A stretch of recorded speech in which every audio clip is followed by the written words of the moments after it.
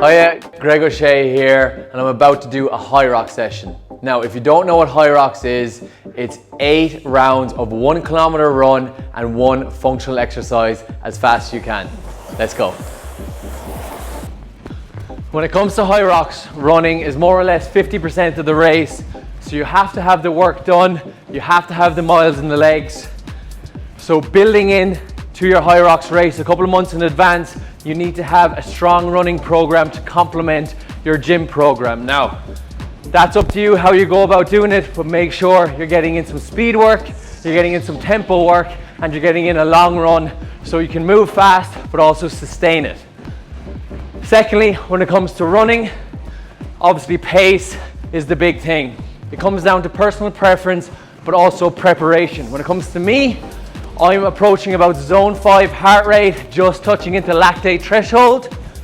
And that's what I like to do for my runs, but I don't go all the way in there and don't go all the way into a zone 5 max out run because I want to recover slightly and be able to do the next exercise. And unique to Hyrox, the running circuit, the running lap, there's 2 lanes. There's the fast lane on the inside, the slow lane on the outside. Whatever one you're running in, pick your line early and stick with it. First up for the functional workout is ski erg in the Hyrox. Now, adrenaline's gonna be flowing, you've just come in off your first run, you're feeling full of energy. You need to make sure you pace yourself and you don't absolutely spend all your energy and you ruin your entire race. So come in here and pick a nice pace that you can hold, but also get into your rest of your race with loads of energy. So that's my first tip.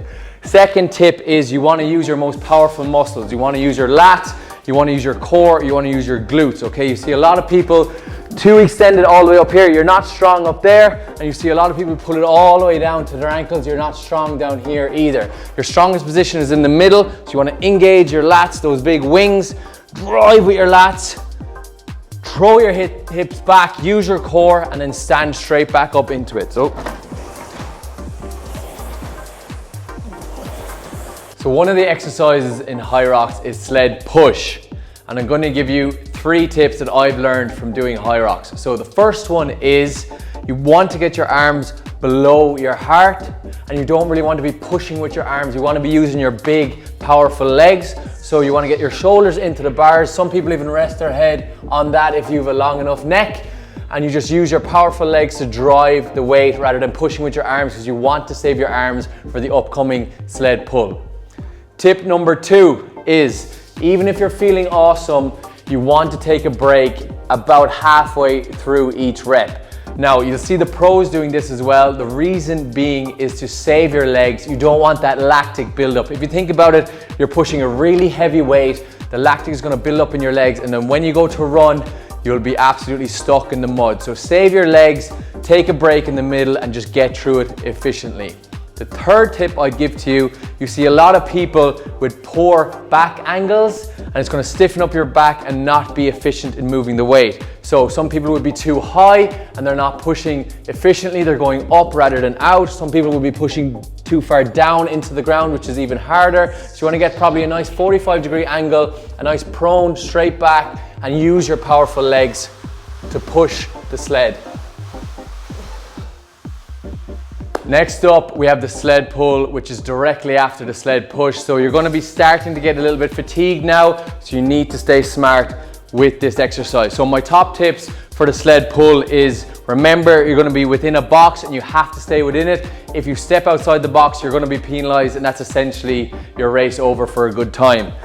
The next tip would be get down low. You see a lot of people standing up here and just leaning into it. You have no power here.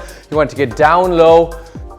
You want to squat down, use these big legs, and then you want to drive with your legs rather than pull with your arms. You see a lot of people trying to pull with your arms. Your arms are never going to be as strong as your legs. So get into that position, use your strong legs, and make sure you stay within the box, and then reset.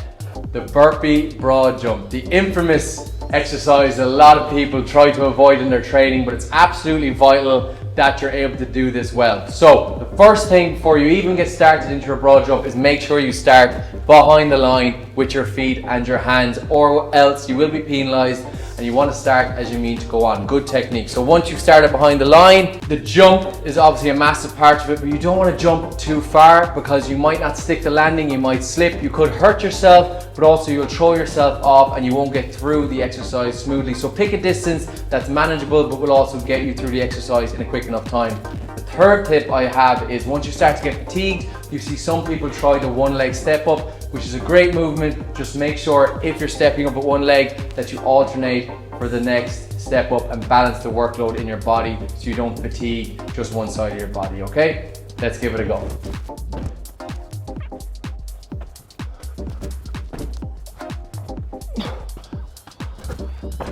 Similar to the skier, you want to pace yourself. You don't want to absolutely burn yourself out because remember, you have to stand back up out of this position and run a kilometer, okay? So find like a 75% of your max that you can hold for 1 kilometer without absolutely going 90 and destroying yourself. Make sure you have energy left in the tank, okay? Second tip is use your legs, not your arms. You see a lot of people pulling with their arms and their legs are still bent.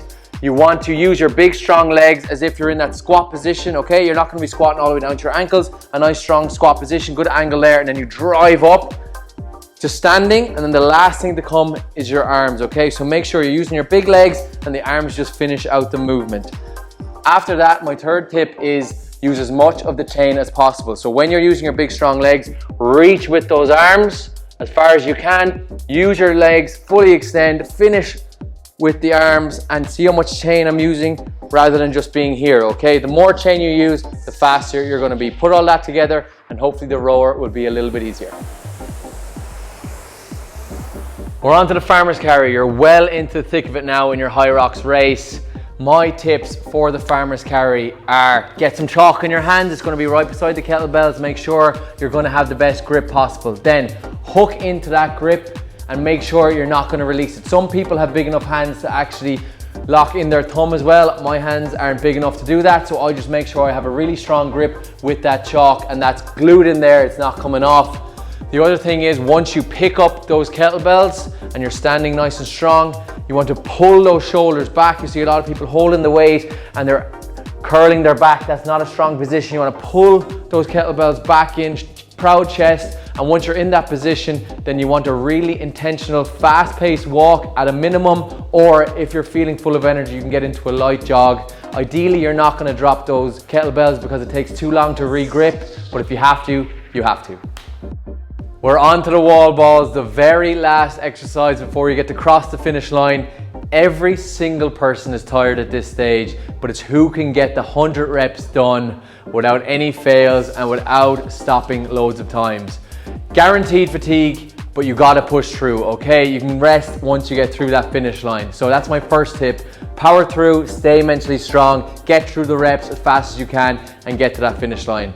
My second tip is you want to get a fluid movement, okay? So when you have the wall ball, you want to have that nice strong stance and you want to have the ball coming down, catch it nice and strongly, and one fluid movement down to the squat and straight back up. One movement the whole way through. You don't want to catch it, juggle with it a little bit, squat, come back up, and then throw it up. It's too slow and it's not efficient. It's only going to tire you out and make your time at the wall balls even longer. My third tip is, so in my first Hyrox, I ended up doing 110 reps. Why? Because I missed the target and I didn't go low enough on 10 different occasions, and the refs are gonna catch you. So take your time, make sure you're doing it nice and smoothly. Make sure you hit the rep on the top and make sure you get all the way down to 90 degrees and repeat. Only try and do as many reps as you have to, okay? If you're struggling with the weight in training, start with just air squats down to 90 and build up the weight to what you need on race day.